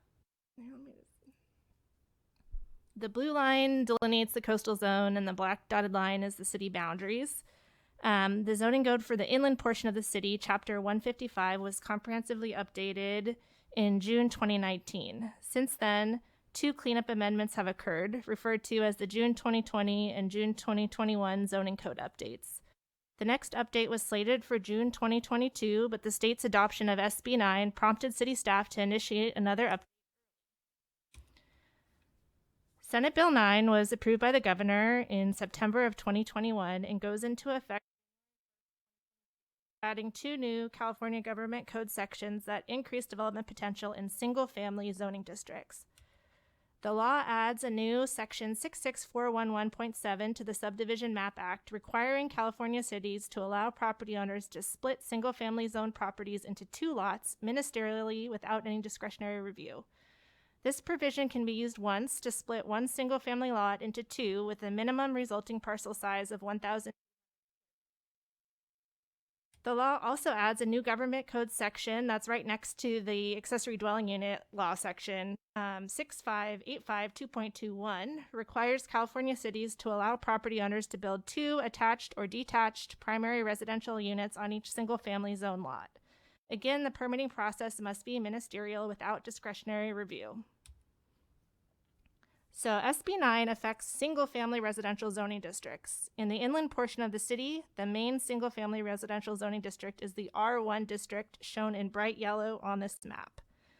There are 5,020 APNs in the city zoned R1. The other inland single-family zoning district is the residential estate RE zoning district. There is only a sliver of 1 parcel zoned RE in the city, right there. The law does not affect the city's multifamily residential zoning districts, which are the R2 and R3 zoning districts, which are shown in a dark yellow, mustardy green color on the map. Currently, only 1 primary residence is allowed on each R1 parcel, in addition to 1 attached or detached accessory dwelling unit, ADU, and 1 junior ADU, for a total of 3 housing units. So even though we call it the single-family residential zone, each parcel is already allowed 3 units on it. A junior ADU is a residential unit not more than 500 square feet in size, contained entirely within an existing single-family structure. Under SB9, the city will be required to permit a second attached or detached primary residence on each single family parcel, in addition to the ADU and junior ADU, so that 4 housing units total can be located on one parcel instead of 3. All right, the second part, currently the minimum parcel size in the R1 district is 5,000 square feet. This means a parcel needs to be 10,000 square feet in size to be eligible for a lot split. Under SB9, the city must allow a lot split as long as the resulting parcels are at least 1,200 square feet in size. This means that R1 parcels as small as 2,400 square feet are now eligible for a lot split. As I mentioned, there are 5,020 APNs in the Inland R1 zoning district. It's important to note that not all APNs are legal parcels, so using them to approximate legal parcels is going to result in an overestimation of legal parcels. But assuming all 5,020 APNs are separate legal parcels, then currently only 970 are eligible for a lot split because only 970 are over 10,000 square feet in size. After January 1st, 4,006 additional parcels between 2,400 square feet in size and 10,000 square feet. This will significantly increase the potential for home ownership within the city. There are many limitations on the new Sb9 allowances, and I'll just mention a few key ones here. If the property owner pursues an Sb9 ministerial lot split, they are allowed up to 2 units, including ADUs and junior ADUs on each of the 2 resulting lots. So for instance, if a property owner already has constructed a junior ADU, an ADU, and an Sb9 second residential unit on their single family property, and then they pursue a ministerial lot split using Sb9, they would need to split the lot so that each resulting parcel only has 2 units, and they would not be allowed to construct any additional units after the lot split.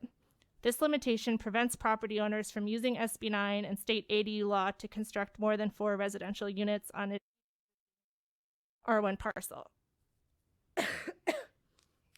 Of course, if your parcel was over 10,000 square feet in size, you could also use a standard subdivision and get more units. Other limitations are you're only allowed to any parcel that's established pursuant to the Sb9 ministerial lot split provision cannot be split again pursuant to Sb9. And Sb9 also prohibits vacation rentals in new housing developed under Sb9. And it requires an applicant for an urban lot split to occupy one of the housing units as their principal residence for the full text of Sb9 is included as an attachment to the staff report. It's at the end. So most of the changes proposed in this January 2022 zoning code update are intended. The requirements of Sb9 will apply regardless of whether the city adopts implementing regulations. However, the new state law allows a local government to impose certain objective zoning, subdivision, and or a second primary residence under Sb9. So a zoning code amendment is necessary to impose those objective standards and conditions. Staff is recommending a code amendment now so that local objective development standards are in place when the state law. And just so you know, we've gotten a number of calls about this already. And then in addition to implementing Sb9, this subject amendment includes a number of edits to the inland zoning code to address non-substantive issues that staff has identified since the last code update. So the big changes to implement Sb9 include changing the RE and R1 development standards in Article 2 of the code. The current standards will remain for property owners who want to pursue a traditional subdivision or only. But if they choose to exercise the authorities given to them by Sb9, there's alternative standards that we're proposing. The proposed text amendment also adds a new residential subdivision alternative to Article 3 called an R1 urban lot split to implement the subdivision provisions, the new ones from Sb9. And then the general code cleanup changes mostly just correct references and aren't very interesting, but 2 changes of note include a change to clarify that protected trees that are dead or dying are exempt from the need for a tree permit, and a change to allow property owners to temporarily live in an RV on a vacant lot with an active building. Currently, the code only allows a property owner to temporarily live in an RV during a construction project for an existing already constructed single-family home. Since the staff report was published, staff has identified one additional proposed change we recommend incorporating into this text amendment. The City Council has provided direction that they would like to see a safe parking facility developed in Eureka for people experiencing homelessness to safely park overnight. The zoning code provision that I just mentioned that limits the use of RVs outside of designated RV parks, that's section 155.336.040G. So staff is proposing to amend the section to add an allowance for temporary use of an RV for emergency housing during a declared shelter crisis on city-owned or leased properties. These sites are allowed relaxed standards already under Appendix O of the California Building Code, which was adopted by Council this past June. Appendix O allows for RVs to be used for emergency housing, and this proposed change to our zoning code would make our zoning code. So overall, as explained in the staff report, the proposed amendment can be found consistent with the general plan and internally consistent with other provisions of the zoning code and can be found in the public interest. So staff recommends that you hold a public hearing and adopt a resolution recommending council approve the January 2022 zoning code update with the one additional change discussed on the previous slide to allow RVs to be used as emergency housing at safe parking facilities. And then the recommended motion is at the bottom of the slide, and this motion is an amended motion to what.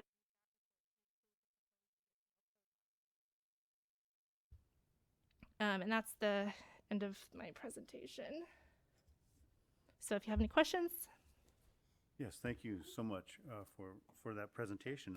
I thought it was going to be quite long because I got to page 300 last night and found myself in peaceful slumber. There was a lot to review. So questions then for our planner our planner. I have one question, and it is about the objective standards not required by state law that are being put in response to Sb9. So it sounds like there are some things that city staff has decided to modify that aren't necessarily state requirements. I was wondering if you could run us through what those things were and maybe what page of the packet they're on. Yeah. It's in. Now I'm. Apologies in advance. Yeah, it's on page 3 of the staff report. It's the footnote number 6. So, for example, a local agency may require a setback of up to 4 feet from the side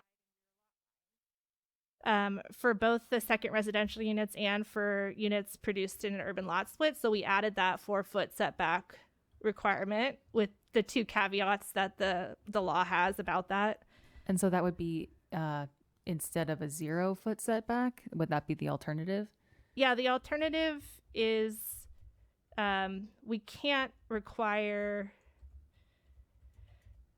Our code currently requires more than 4 feet, 5 feet, for instance. So if we didn't specify 4 feet, I guess somebody could argue that they don't need to listen to our code because it's not consistent with Sb9. And also, a local agency is not required to permit more than 2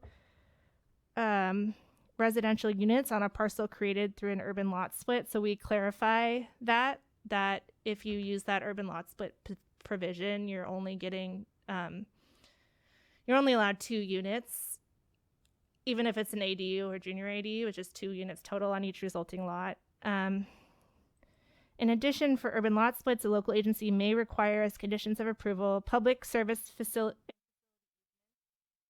and a requirement that parcels have access to a public right-of-way. So we added that standard. We just said it needed to be consistent with the current standards in our code, which are pretty lenient in terms of access to a right-of-way. It can be like pedestrian access. And then the other condition we can impose is we could require a parking space. But staff does not recommend we do that. And then for 2 residential units, the local agency may also require 1 parking space, and we aren't. Staff is recommending that we not require any. And then another thing we could add would be design standards. Currently, the code requires multifamily housing in the R2 and R3 districts to comply with the objective design standards in the code. So we could require like the second residential unit to comply with those, but staff is recommending we don't. So that's a breakdown of what I could think of. That's perfect. That's exactly what I was asking. Thank you. I had a similar question, but I think you answered, but I just want to make sure I understand. So it's staff's belief that if we don't codify the things that appear as may in SB9, then we can't require it as a standard. That our standards that conflict with things that are overridden by this state housing law change are essentially, you can't default to the mays, even if it's not codified. Yeah, that's our concern and why we wanted to get ahead of it. Yeah, I shared it with some of my colleagues at work today. That wasn't our take, but I'm not sure we're right. So I just wanted to clarify that. And is it safe to say that there's not a lot? You're not pioneering a lot in the additional standards that are being imposed. There's not like a lot of idiosyncratic local standards that are being put in. No, we really limited it to what's kind of foreseen in the law itself for the most part. Right. Yeah. So mostly what it's doing is explaining to people how the law interacts with our code. Yeah. You said that you're seeing a lot of interest, and I guess I'd just try to parse a little more. I mean, a lot of people maybe got the Cliff Notes or whatever, but how many people are sophisticated enough that you think they'll be coming in on January 1st, sometime thereafter, to invoke these provisions? Like, what you have a number you can throw out? Yeah. Maybe one person would come in with the desire to do a subdivision. A lot of people have asked about it, but it's a few of the responses have been, well, you're in the county, you're not in the city, or it would be smarter for you to do a regular subdivision first, since you have such a large lot, and not invoke, because you only get the urban lots, the R1 urban lot split once, so. And as far as the occupancy, right, is a 3-year tail of occupancy post subdivision, right? Like, do you see any enforcement provisions for that? It seems really difficult to police at a local level. Definitely. Yeah. Okay. And the one other thing, I was trying to think it through, and we have kind of an issue as far as I'm concerned, in this community or in the city, that we have the survey of historical structures that was done was offered to the citizens to ratify, essentially. And so things that are not listed are not listed because the citizen who owned the property at the time that the city was adopting a historical registry elected not to be on that registry. And there's nothing under this law does protect listed historical structures, but it doesn't protect those that are not. And if it's an attractive proposition to subdivide property and redevelop it, and we have structures that are not listed because the landowner of yore didn't want to get on the list, then they could be subject to development pressures under these new housing laws that could, jeopardize things that are, for all intents and purposes, probably viewed as historical, but not formally recognized as such. I don't know a solution there, but maybe something to think about at a staff level, because I think, yeah, on January 1st, I wouldn't expect to see a lot of people knocking on the door, but with time, the word will get out and people will begin to avail themselves of this. And it's only going to get more generous, it seems like.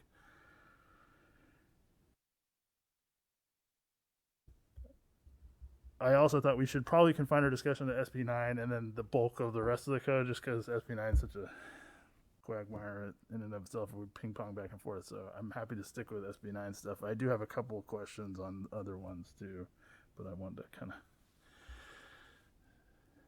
stay there.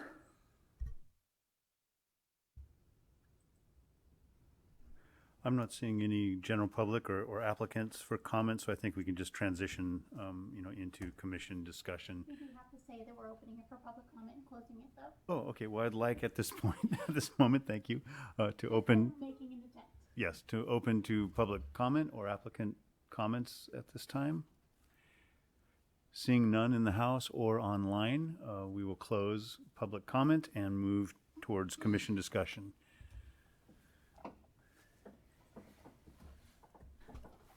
For SB9 stuff in particular, I don't really have much issue with it. But I did just want to pick up what Commissioner Lazar was saying about impacts to unlisted resources. I don't necessarily feel like we need to modify what's being proposed, but I do see that also as something to keep in mind. So I appreciate that was raised. And it does seem like potentially adhering to these objective design standards might be a way to guide development. A lot of our historic structures are, in the multifamily zones because it's closer to the downtown. So it kind of just worked out that way. So could you maybe run us through, as staff, what the pros and cons were about adhering to the objective design standards and why staff ultimately recommends to not use those? So, the cons are that if we do that, it'll be a lot more properties that are subject to design standards than currently are, and it is a lot of work to review building permits for consistency with the design standards. So I think that was part of the consideration. We were also first trying to characterize this as a second single family home that people are being allowed instead of it's 2 residential units. So now there's just this weird, there's not such an obvious distinction between single and multifamily anymore. So it's definitely something to think about, that our R2 and R3, when there's more than a single family home being proposed, for single family homes aren't allowed in the R2 and R3. So when new multifamily housing is being proposed, they do have to comply with design standards. And I hear what you're saying about historic properties that aren't on the local register, and staff can definitely look into objective standards. I've been also thinking about that for solar reasons, so we could revisit that. I would suggest that I'm more of a fan of carrot approaches and stick approaches. So, to the extent that like a density bonus of some sort, maybe you can go above and beyond what the state has already carved out and allow for a greater density by preserving and placing a structure on a historical register and agreeing to observe the Secretary of Interior standards during the rehabilitation, renovation. Because, I think it'll be hard to attract people to want to keep buildings when they can much more effectively redevelop. But that would just be the first thought that comes to mind. Yeah, I also kind of feel like on the spot, I'm not going to come up with anything brilliant. but yeah, I do think it would be something to keep in mind. And again, I just appreciate it being raised as a consideration.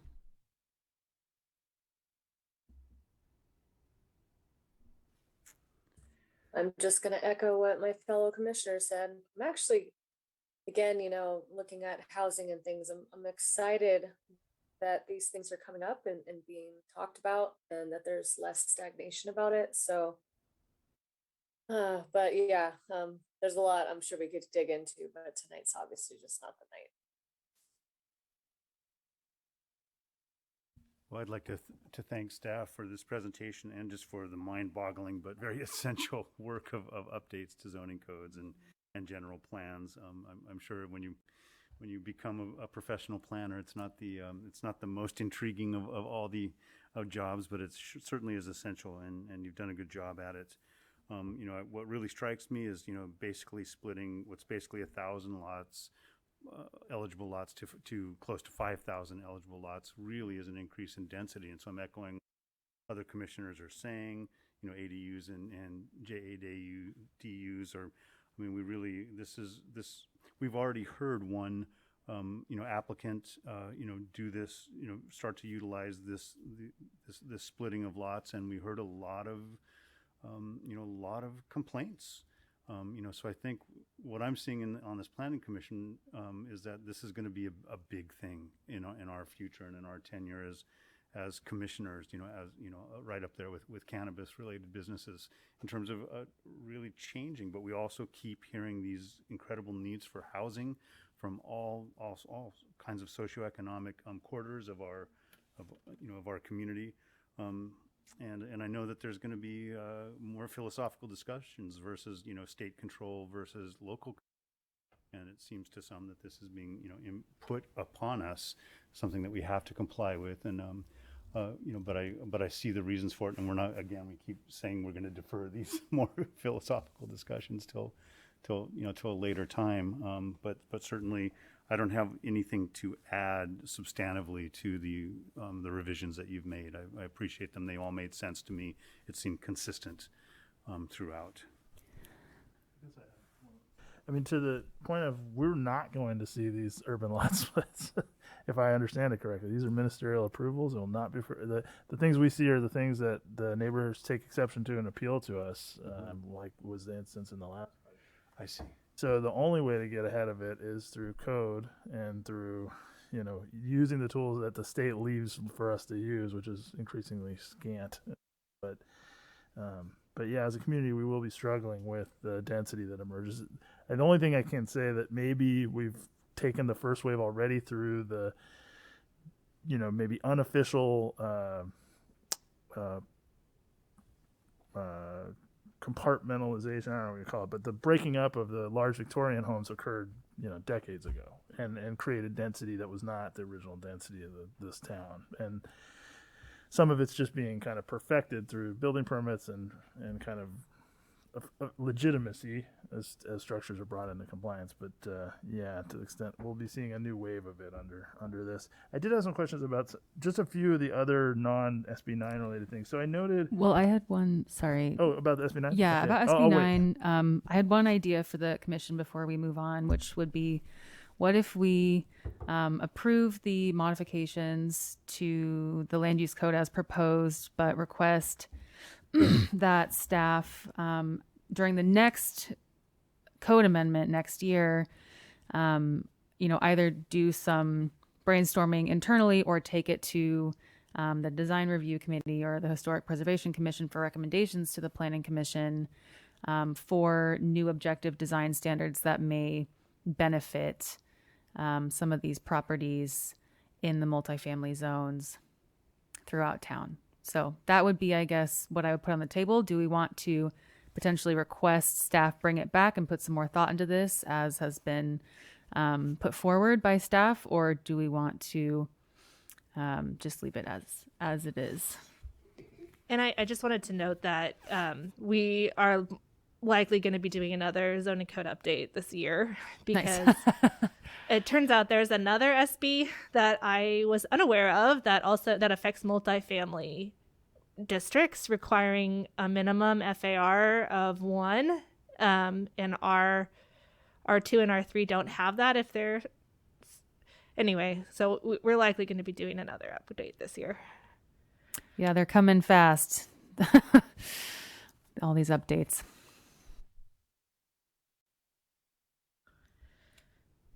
So anyway, just want to open that up to the commission for thoughts. Yeah, I echo that. I mean, I feel that, the state is the dog and we're the tail, getting wagged pretty wildly here and trying to adjust to that. And again, it sort of comes back to local versus state control. And I'd like to see there be more local control, because I think we have a unique community in many ways, and state standards don't always apply ubiquitously in a way that's appropriate. And so I really definitely support the idea of getting Design Review Commission and Historic Commission. I'd also like to sort of see what the long-term impact on reduction in trees cover. And just vegetation kind of citywide. It's hard to put a metric on what does it mean to lose, over 20 years, half the trees in a community because of, these, splits and ADUs and JADUs. And I don't know if I'm just inventing a problem that isn't there, but I don't have a good metric for that and what that might look like. And, by saying yes today, what are sort of the inadvertent or unanticipated problems that we might see in the future. And I don't have enough experience as a planner to really feel like I'm ahead of this personally. I don't feel like I'm ahead of this. I think I'm just being responsive to what's on our plate, much in the way that our planners are trying to make adjustments for Sb9 and others that are coming.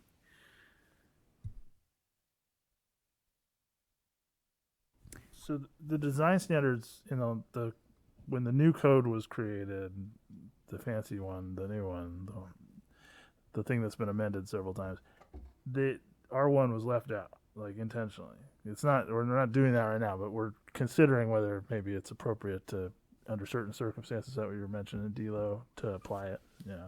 And it does apply, I see, to non-residential buildings, right, in the R1.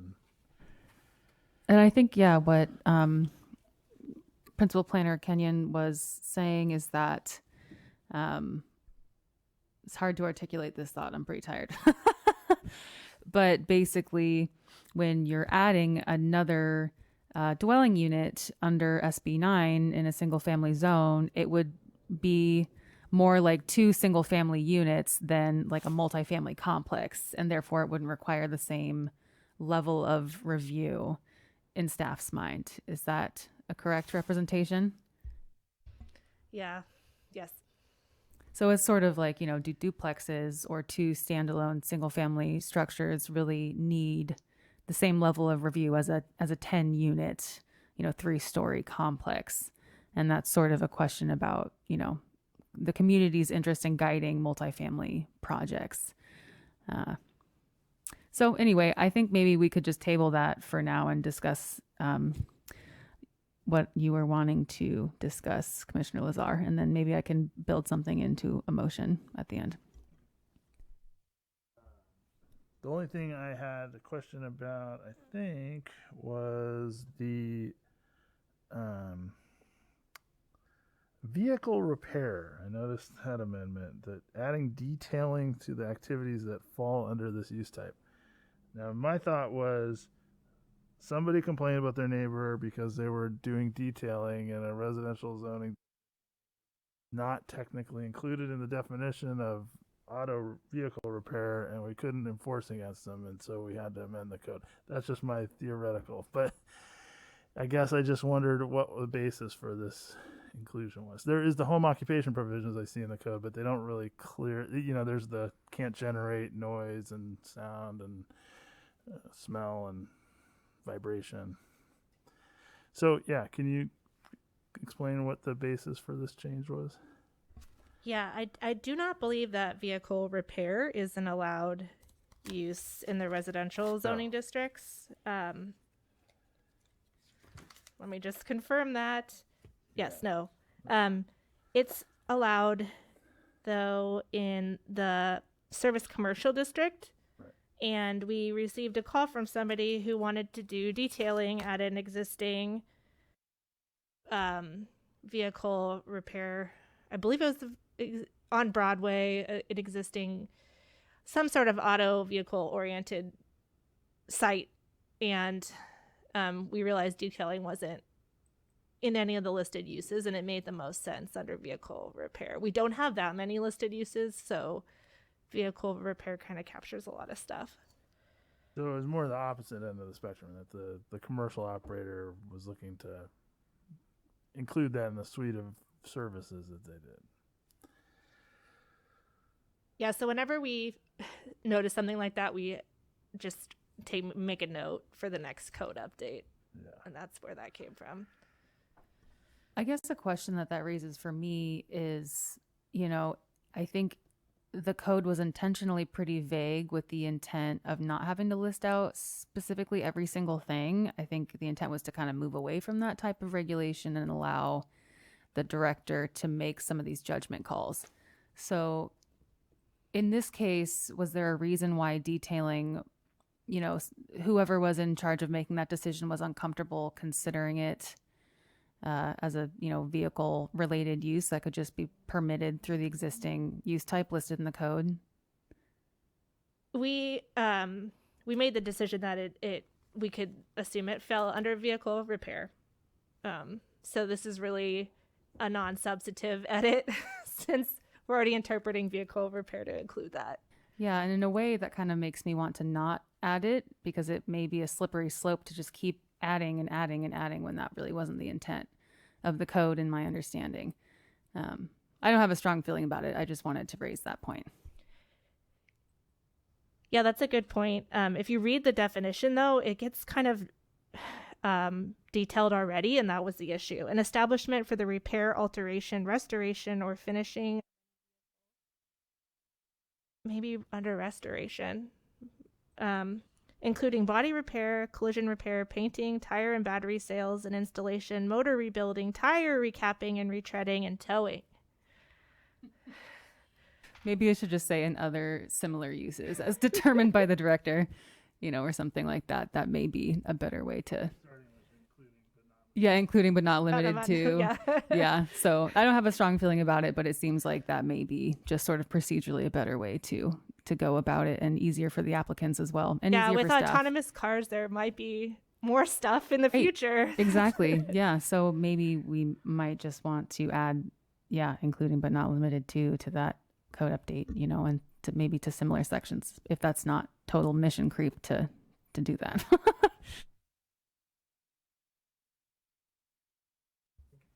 I'd ask, could we see the language of the amendment, or the one that wasn't included in our packet that's related to RVs? I'd like to review that.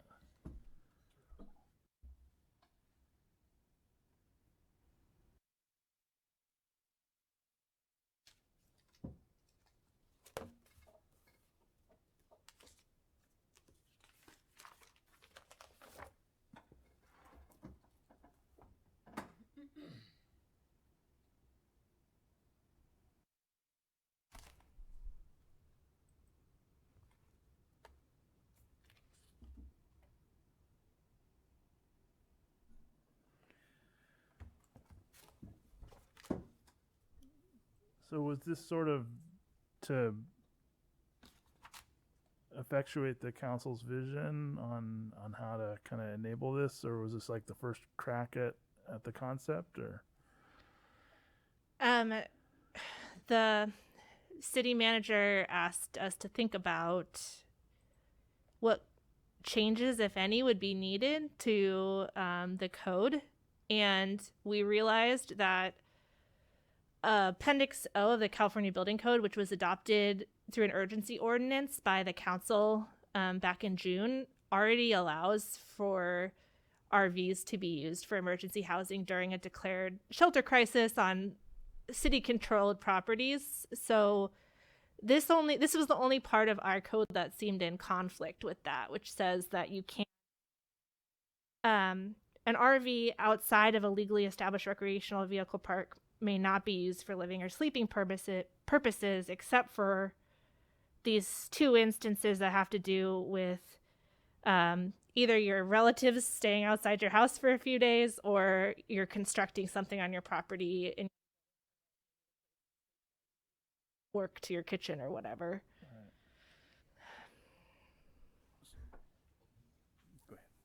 So just to be totally clear, this is purely to bring the city into compliance with state law. It is to be consistent with what's allowed under our building code now, but I don't think it's inconsistent with state law not to allow sleeping in RVs. So it just basically resolves a conflict between two of our it's not really a conflict, it's just a consistency issue between our building code and our zoning code right now. I appreciate that it's really limited to city-owned or city-leased property with those couple of exceptions of temporary visitation of relatives. I'd like to know really is there a day limit? Is it 2 days specifically? It's for a maximum of 14 consecutive days and a maximum of 48 days per calendar year. Oh, so they can then move off-site and come back for another 14. That's sort of the game with campers, right? And mobile homes up to 48. Up to 45 days per calendar year. 45 days. It needs to be associated with a single family home, e.g. visiting relatives. So you can park, I guess, right outside of a single family home. Got it. Very, very hard. Sounds like something very hard to enforce. Specifically, and I've been in Eureka long enough to remember when that, I believe it was an ordinance, came up to disallow it, to try to solve some problems of some homes becoming sort of unofficial RV parks and some nefarious activities and et cetera. So there were some problems being dealt with at one point in not very distant past. And so I just want to, ensure that we're not sort of we're not just swinging the pendulum the other way and hoping for the best. This sounds fairly reasonable to me as written. Would a city-owned property include right-of-way associated with a loan? So they're city-owned or leased properties specifically designated under the city's shelter crisis declaration. So whenever the city wants to identify a property, the city council passes another resolution that specifically identifies the property. Right. Seems like you could stretch it to include a segment of road within the city limits if it was fee. So does that mean parking at the curb? Parking along the shoulder of a road, that could accommodate on-street parking. I mean, it will ultimately be for the council to determine if they create a shelter crisis day. But I could read it that way. I was just curious to see what staff's take on that was.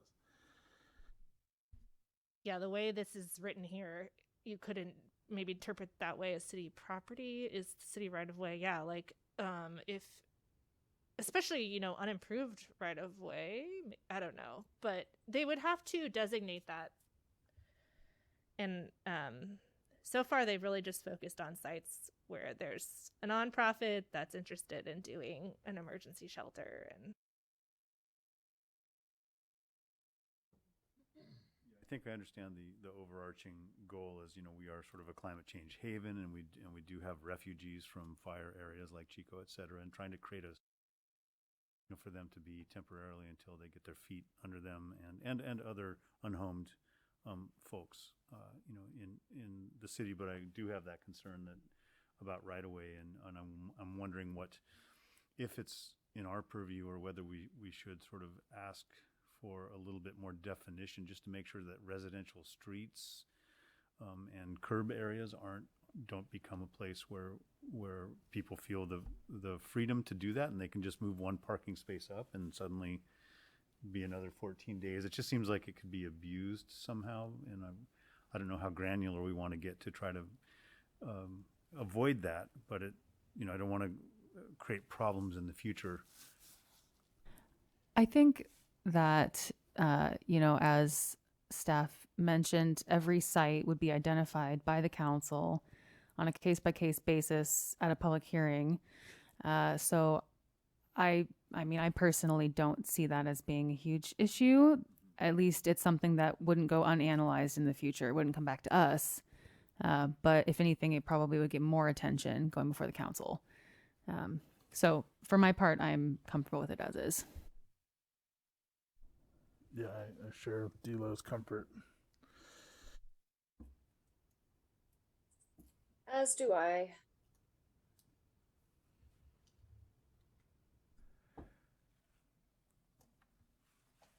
Okay, well, I've definitely come to respect my fellow commissioners around their experience on this. It still remains a little bit of a question mark for me, but if, you know, if it gets further approval by staff or council, that puts me in a comfort zone around this. Is there any more commission discussion before someone makes a motion? I'm willing to make a motion. If staff could bring the motion back up, as long as Commissioner Arriaga has no further comment. I guess I kind of jumped the gun. No, you're fine. You're fine. Go Okay. ahead, please. Thank you. Okay, so I'm going to try and add another couple little things into here, and we'll see whether or not the commission supports it. So I will move the Planning Commission adopt a resolution making the findings required to approve a text amendment, and I further move we forward a recommendation to the City Council to adopt the proposed January 2022 zoning code update with one additional change. Well, I guess I'll say with additional changes, including to section 155.36.040G to allow RVs to be used as emergency housing at safe parking facilities, and modify the section related to vehicle repair to be modified to say, you know, uses including but not limited to, allowing staff to modify that in a way that makes sense. And also with a request / recommendation that the Planning Commission receive a report from staff at the next zoning code update regarding objective design standards related to Sb9 provisions for second units in multifamily zones. Do we want to say also in single family zones? Well, I guess we could just not specify the zones and just request a report to be weighed in on by the Design Review Committee and the Historic Preservation Commission as appropriate, as determined by staff. Sorry, that got really long. Good thing these are recorded. That's my motion.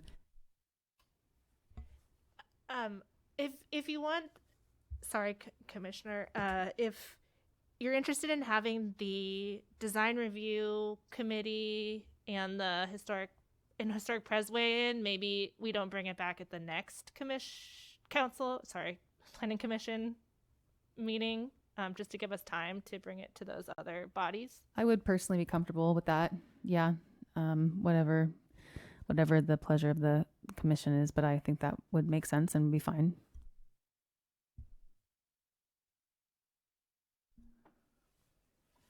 Do we have an official second to that motion? Just gonna ask. I will. Oh, go for it. Thanks. I'll second it.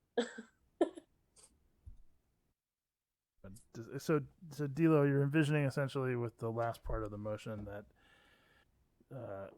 objective design standards related to development in multifamily zones associated with the Sb9 residential provisions and potentially even in single family zones be brought back for, you know, discussion as you know, with some recommendations the next time we see a zoning code update after you're reviewing yes. Yeah. And I'm not necessarily you know, meaning to imply that I think it's necessary or appropriate in all zones, but I do think it would warrant a little further discussion, particularly with regards to unlisted historic resources. I don't want to over regulate, but I do think it might be worth it to request staff put a little bit more thought into it and see if they come up with any solutions that won't be too onerous for future applicants. I really support Commissioner Freitas' additions to that. I'm still chewing on this bone about what a safe parking facility is at the bottom of the motion on the screen, and I'm wondering if it's possible to make an amendment or to after safe parking facilities, since they're not well defined. I think we all know what they mean, but they're not specific. Not including residential street parking or something like that, that just puts that out as something that's not under consideration for this. I would feel more comfortable if there was something like that in it. And I think procedurally, mid-motion, I'm not sure if I guess I'm just going to say I would be happy to modify my own motion to clarify that. If staff can tell me that that is something we can do at this point without taking a vote on the current motion that I've put forward. Yeah, I think that's fine. Okay, well, I'd like to amend my previous motion. I'm not going to go through it all again because I won't remember it, frankly, but but to add a clarification for this proposed change, which would be to allow RVs to be used as emergency housing at safe parking facilities, with the exclusion of parking in residential zones along public right-of-way. Yes, that's my new motion.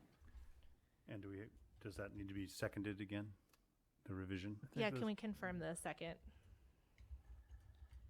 Do we have a confirmation, Commissioner Arriaga, of the second, a reconfirmation of the second? It's the reconfirmation of the second. Sorry, my mute button is not cooperating.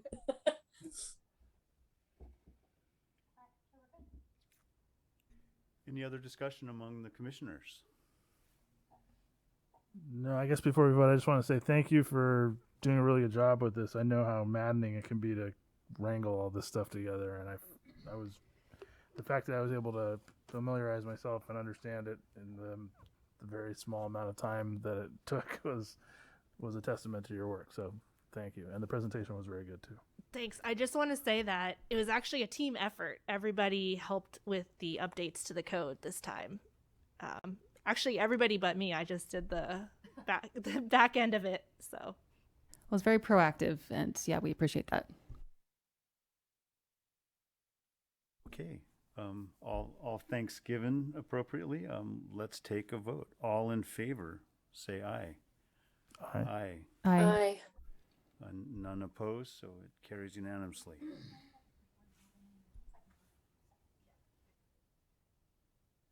Okay, moving forward, thank you very much, commissioners and staff. Moving forward on to business, there is none, old or new business. Reports and communications. Any reports or communications from directors? nothing to report. Okay.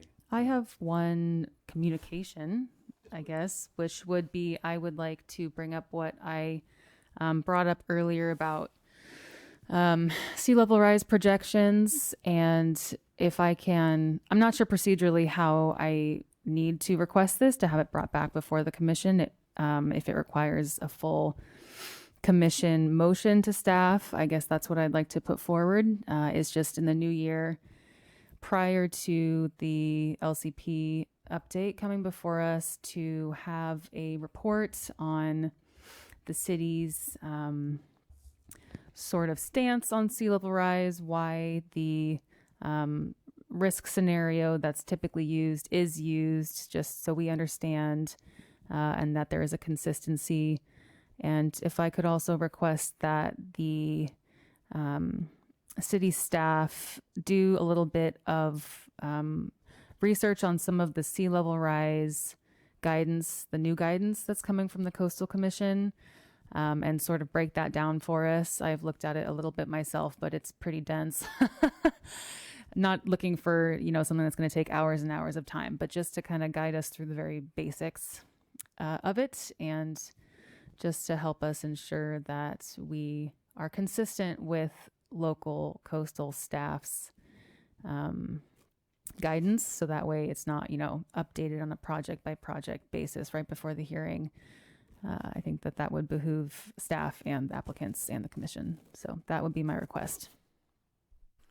I would like to add to that request that I think it's really sound, and it's something we have to understand looking at climate change and but really importantly, not use static sea level rise, but localized sea level rise. There's been a lot of work done on it locally. So what's been found locally a lot is that that some of the state standards don't really take into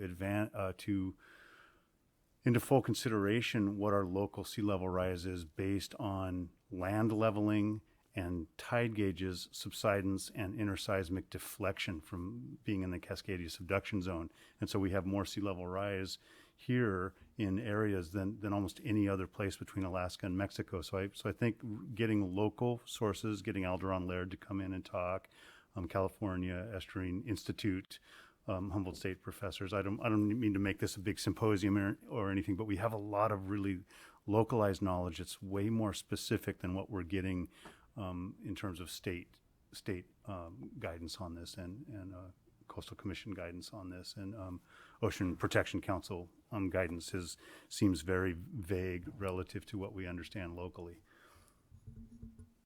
And I can I can email addresses and contacts and all that if you need that at some point.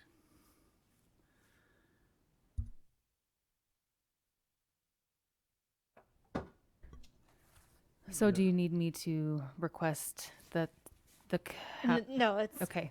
I got it. Okay, great. Yeah. Thank you so much. I appreciate The it. draft climate action plan might be a good source of knowledge on that too.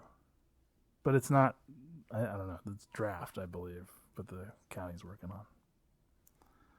Yeah, the draft climate action, there's an admin draft of the climate action plan that I've read, and it's focused on greenhouse gas reduction strategies, not on sea level rise adaptation or resilience. So it's a little different beast. And while we're kind of on the subject, could you remind us when the LCP will be coming before us? Kind of just generally speaking, next 6 months, next 12 months? Yeah, so the council just approved a consultant to work on our waterfront specific plan. And so we're really using that as a vehicle to help us with our larger update. But there is an admin draft of the land use plan that we've shared with the Coastal Commission.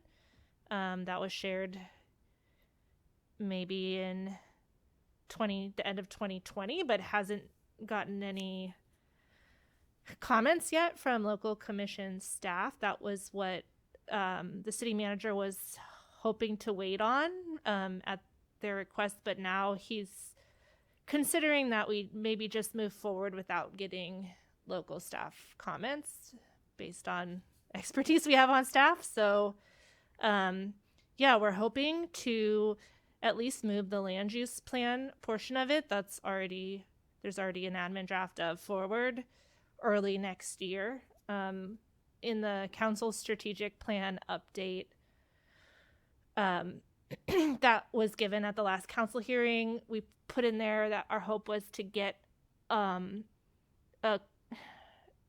draft adopted early next year, and then it'll be transmitted to the Coastal Commission, and they have once the application is complete and we've given them all the background information that they feel is necessary to do the necessary environmental analysis of it, they have a 90 working day deadline to go to commission about the certification, but they're allowed to grant themselves a 1-year extension. And I'm 100% sure they will for a comprehensive update. So it could be a while before it's actually certified. But we are hoping to move the process forward with adopting early next year, the Great. LUP. Yeah, And then- that's great news. Yeah. Great. Thank you so much.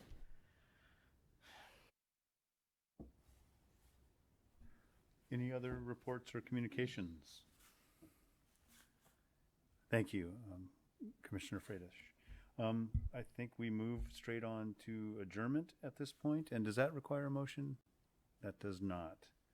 Okay, well, thank you to staff and commissioners, and we are officially adjourned.